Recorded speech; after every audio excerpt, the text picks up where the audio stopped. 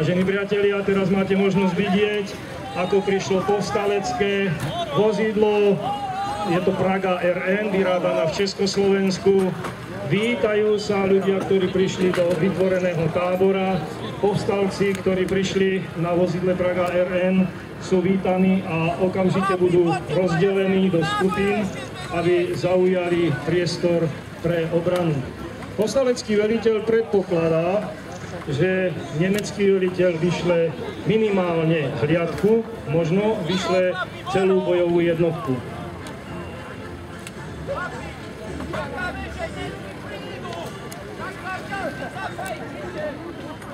V blízkosti tohto letiska sa nachádza zosilnená jednotka vojsk Waffen-SS, ktorá v podstate bude ďalej vystupovať.